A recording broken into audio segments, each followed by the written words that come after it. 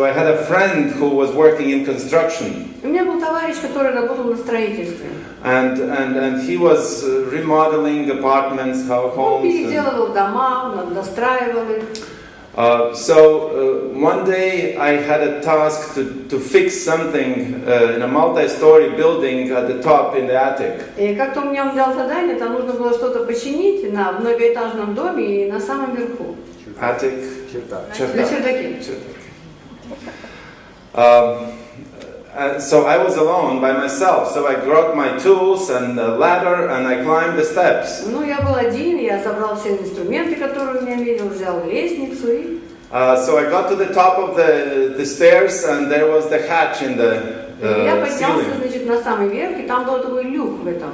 So I put the ladders and stick my head into the attic. И я, значит, лестницу поставил туда и засунул голову. You know, it was a little bit adventurous. Это как было похоже на такое приключение какое-то. Because you've heard all those stories, you know, the long lost treasure in the attic. Да, вы знаете такие романтические истории о том, что было сокровище где-то спрятано. You know, people maybe hid something and then they died and forgot, their relatives forgot about it. Так бывает иногда. Люди, может быть, жили люди долго, умерли потом, спрятали что-то, даже родственники не знали. So I excitedly stick my head into the attic. Я так любопытно, с таким интересом засунул туда мою голову.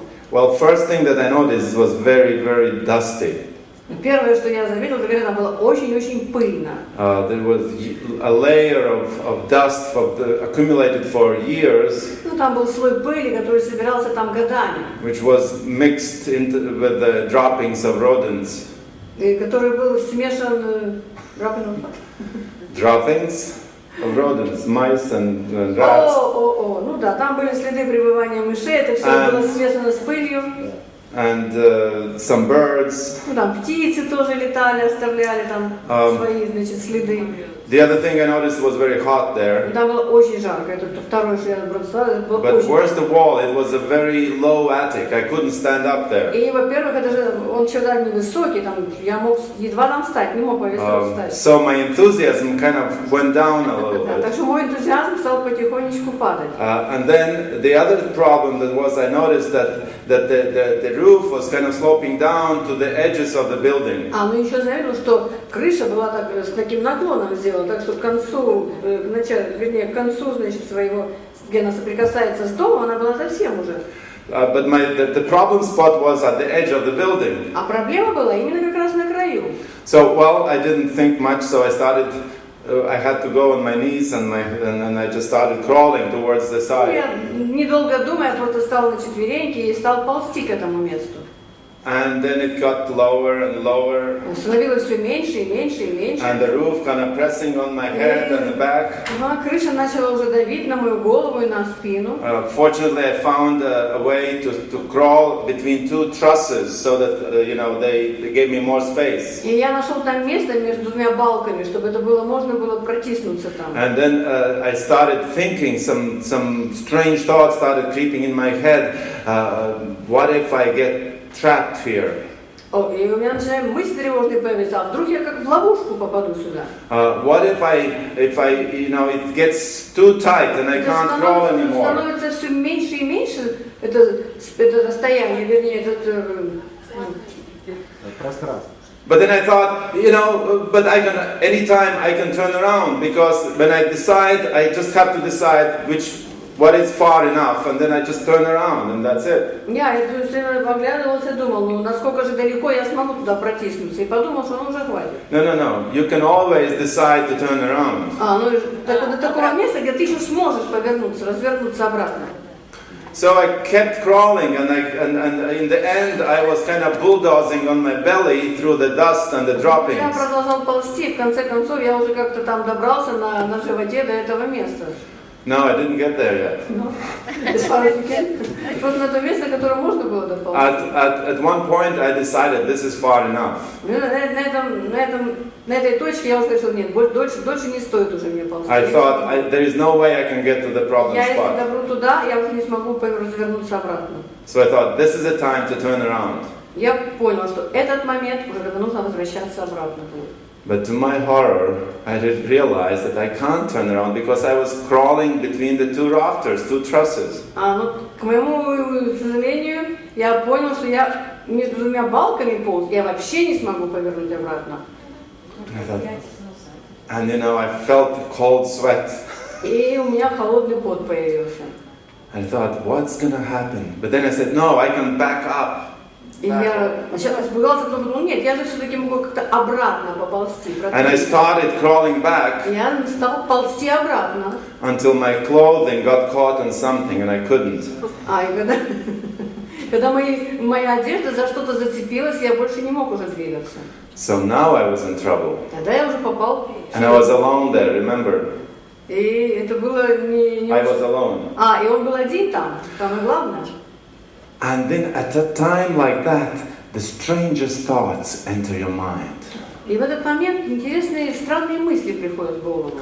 I started imagining that a few years later, some workers will be coming up through that hatch, and in the spooky light of the attic, will see my skeleton.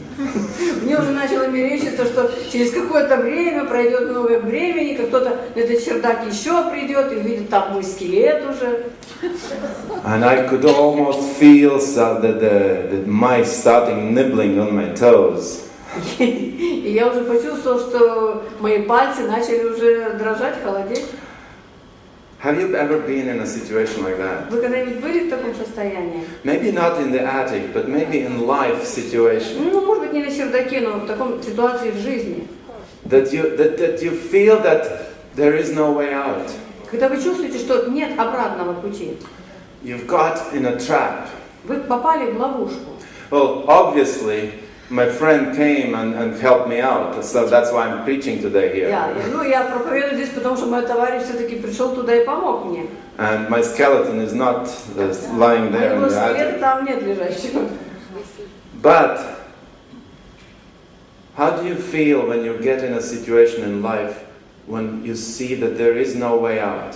Как вы чувствуете себя, когда вы попадаете в жизнь в ситуацию, из которой нет выхода? Yeah, you pray, you're right. Да, вы молитесь, правильно. But you're still in the trap. Но вы все равно остаетесь в ловушке.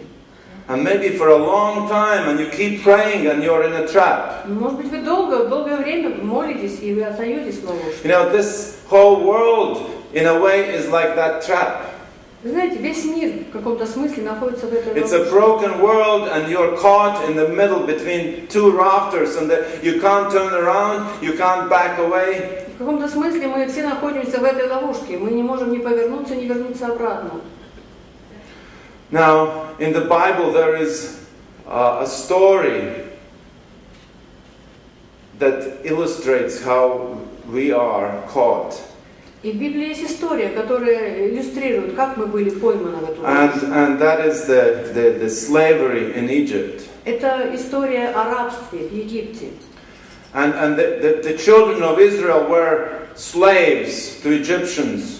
Израильский народ был рабами в Египте. For a year, yes? На много лет. No, for a year. I'm asking, for 1 year. О! По сколько лет они были в этом же состоянии? 400 years. Do you think they prayed? Думаете, они не молились? 400 years. And maybe they thought, one day we'll just turn around and leave Egypt. Может быть, они думали, в один день мы как-то сможем просто развернуться и уйти оттуда. Or maybe we'll crawl back. А может быть, как-то выползем обратно. No, it doesn't work, because you're caught in the trap. Но это так не работает. Вы попали в ловушку. And in the Bible, Egypt always symbolizes the rule of sin. И в Библии всегда, когда говорится о Египте, это всегда символизирует власть греха. And Exodus as the salvation of God. И исход – это спасение Божье. Now let's look at this story today, maybe a little section of it, and try to see ourselves in that story. Давайте посмотрим сегодня на какую-то часть этой истории. Может быть, мы найдем там что-то для себя, увидим себя. Because the main topic of the Bible is this deliverance from the trap, deliverance from Egypt. Потому что главная тема Библии – это освобождение от греха, выход из It Египта. runs throughout the Bible. Это проходит через всю Библию. That this longing to get out of this trap of slavery and go home. Это все ведет, как выйти из этого греха, как добраться домой. Why aren't we still yet home? Почему мы еще не дома? Where is home? И где наш дом? Oh, these are the questions that we have in our minds. Это те вопросы, которые тревожат нас в мыслях наших. So let's look at what happened in Egypt. Давайте посмотрим, что случилось там в Египте. In Exodus chapter 1. Исход, 1 глава. Let's see at the life in Egypt. Давайте посмотрим жизнь в Египте. A brief description here, Exodus chapter 1 from verse 8. С 8 стиха 1 главы. Then a new king who did not know about Joseph came to power in Egypt. И восстал в Египте новый царь, который не знал Иосифа. Look, he said to his people, the Israelites have become much too numerous for us. И он сказал народу своему: вот народ сынов Израилевых многочислен и сильнее нас. Come, we must deal shrewdly with them, or they will become even more numerous. And if war breaks out, we'll join our enemies, fight against us, and leave the country. И перехитрим же его, чтобы они не размножались. Иначе, когда случится война, соединится и он с нашим неприятелем, и вооружится против нас, и выйдет из земли нашей. So they put slave masters over them to oppress them with forced labor, and they built Pithom and Ramses as store cities for Pharaoh. И поставили над ними начальников работ, чтобы изнуряли их тяжелыми работами. И он построил фараону Пифом и Рамсес, города для запасов. But the more they were oppressed, the more they multiplied and spread. So the Egyptians came to dread the Israelites. Но чем более изнуряли его, тем более он умножался, и тем более возрастал. And worked them ruthlessly. 13. И потому египтяне жестокостью принуждали сынов Израилевых к работам. They made their lives bitter with hard labor in brick and mortar and with all kinds of work in the fields. In all their hard labor, the Egyptians used them ruthlessly. И делали жизнь их горькой от тяжелой работы над глиной и кирпичами, от всякой работы полевой, от всякой работы, которой принуждали их жестокостью. What does this description sound like? Как это описание? На что это описание похоже? Is it like a vacation? Это похоже на отпуск?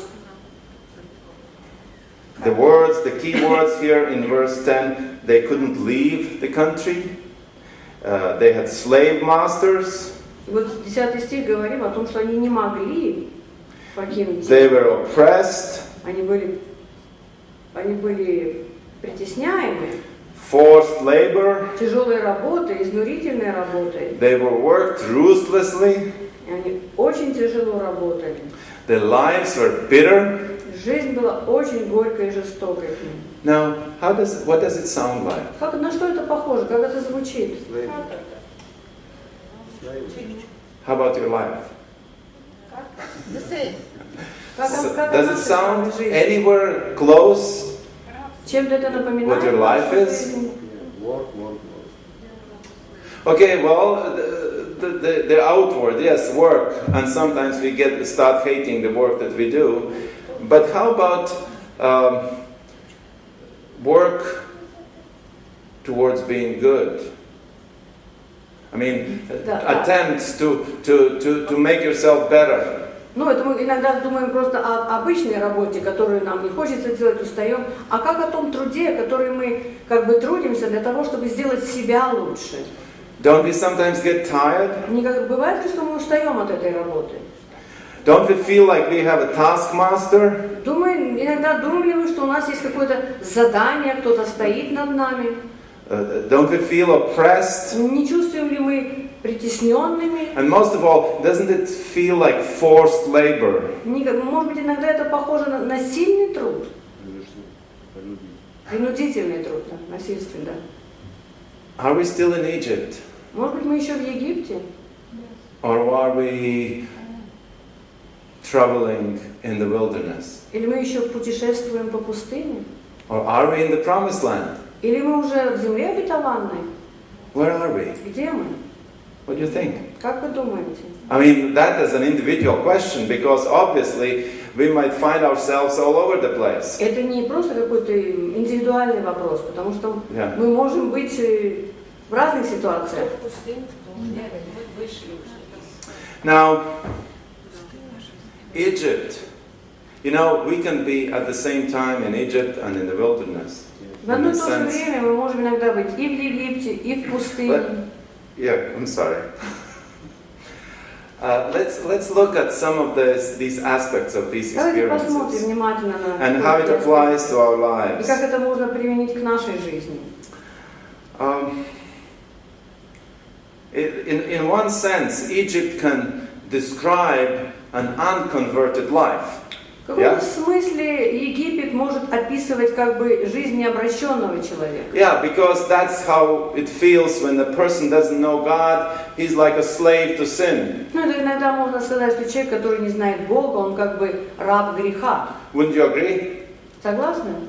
Yeah, and that probably is the primary application. Egypt is when you don't know God, and then God takes you, delivers out of Egypt, and you become a free man. Ну, и это может быть самое прямое, самое первое, то, что мы применяем. Когда мы не знаем Бога, мы как бы рабы греха. Когда мы познаем Бога, мы освобождаемся. And sometimes people just imagine the slaves were dreaming about freedom. Ну, представьте себе, как раб мечтает о свободе. They were working hard, making bricks, and they were dreaming that, oh, how good it would be to have my own home. Вот они же делают кирпичи, ну вот что они думают? Ну как бы мне бы хорошо было бы, чтобы я имел бы свой собственный дом.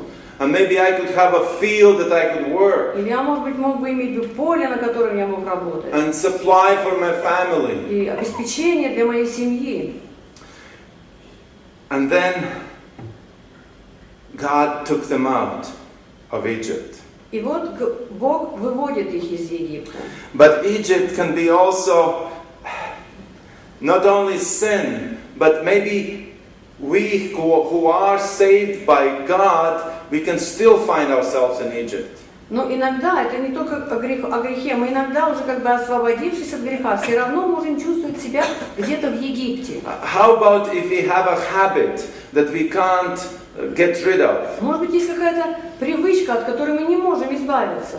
We know it's not good, Мы знаем, что это нехорошо, плохо, but we still keep doing it. но все равно продолжаем делать что-то. Doesn't it sound like slavery? Не похоже ли это на рабство? You know, Paul described that well in Romans. Апостол Павел хорошо описывает это в послании к римлянам. I know what is good, but I don't do the good. Я знаю, что хорошо, но я не делаю этого хорошего. Instead, I find myself doing the bad Я thing. продолжаю, зная, что это плохо, делать эти плохие вещи. It clearly describes the situation in Egypt. Это очень ясно описывает вот ситуацию в Египте. And some of these habits may become like addictions.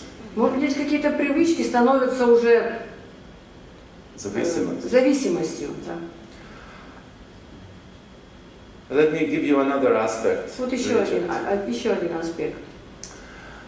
You know that I like the story about the prodigal son, the parable of the Да, вы prodigal знаете, son. что я очень люблю эту историю о блудном сыном. But turn your attention to the older brother. Ну, обратите внимание на старшего брата. From his perspective, the younger brother was clearly in the Egypt. С его точки зрения, младший брат полностью был в Египте. Won't you agree? Не He согласны? was sold to sin. Ну, подумайте, он действительно, он был предан греху. But the older brother was at home. А старший брат, он был дома, He was the good guy. он был хороший сын. He was in church every morning, every Sabbath morning. Каждую субботу был утром в церкви. And he worked as a deacon. И он работал, может быть, диаконом. And maybe taught Sabbath school class. Может быть, еще субботний класс субботней школы учил. But when the father invited him into the feast to celebrate the return of his brother, Но когда отец пригласил его на это празднование возвращения младшего сына, младшего брата, he didn't want to come in. он не хотел прийти. Why? Почему? He didn't know the father. Он не знал отца. You see, it is possible to be in Egypt while you're sitting in the pew of the church. Вы знаете, возможно, можно находиться в Египте и в одно и то же время сидеть в церкви на скамейке. It's possible to do all your religious duty. Можно делать все свои обязанности, исполнять. Religious duty. Именно то, что касается вашего исповедания, вашей религии. And you may still not know God. И все-таки продолжать не знать Бога. And be in Egypt at the И same time. находиться в Египте. То же самое. So there are different types of Egypt, and maybe each one of us need to think in a different way. How am I in Egypt right now? Так что есть разные виды Египта. И каждый из нас должен подумать, где находится он. And all of us have this burning desire to get out of Egypt. И у всех, конечно, есть жгучее желание выбраться из этого And to Египта. journey home. И быть на пути к дому. You know, everybody in the Bible who is described in the Bible had this journey, this yearning for home. И все, кто описывается в Библии, все персонажи, они все шли к дому. Abraham, remember, he was journeying to a place where God said, that is the land that I will give you. Помните Авраам, он путешествовал, он шел к тому месту, к тому дому, который Господь ему указывал. Remember Jacob, who was exiled from home because of his cheating habit. Помните Иакова, которому пришлось убежать из дома, потому что он обманул старшего брата.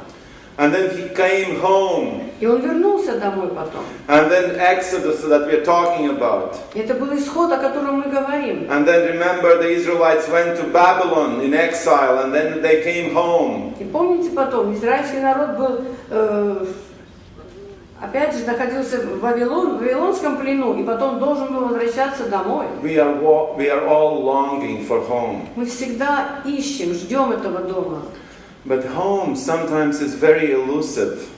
Ну, дом это иногда бывает очень иллюзивное понятие. No, elusive. Иллюзия? No, elusive. It's you have it, but you don't have it. It's hard to define and hard to find it. Elusive. Ну, это как мираж. Призрак? Мираж? No. Elusive is. No, не иллюзия. That is something that you can't really. Yeah, I'm sorry. It. Воображаемое? Okay.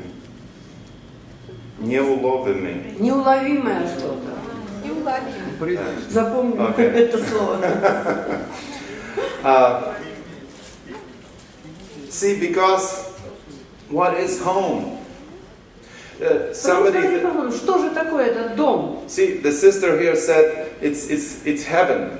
Вот сестра говорит, это небеса. And it's true, but still we are yearning. While we are here, we're yearning for home, and we go home where we live, and still something is missing. Но мы понимаем, но мы все равно, мы сейчас возвращаемся домой, и мы чувствуем, что что-то нам не хватает. The concept of home is elusive. Потому что понятие вот этого дома, это действительно какое слово? I forgot. Неуловимое. Let me jump ahead of myself and tell you what is really a home for us. Давайте сейчас что же такое действительно дом для нас? I believe that home is to live in the presence of God. Я думаю, что дом это жить в присутствии Божьем. And we are all created to be living at home. И мы действительно сотворены для того, чтобы вот так жить в этом доме, то есть в присутствии In the Божьем. presence of God. Then the anxiety goes away, regardless whether we are in heaven or we are here still. И тогда все тревоги, все беспокойства уйдут, несмотря на то, что находимся мы ли на небе или на земле. Because no matter how many storms rage around us, Вы знаете, это не зависит от того, сколько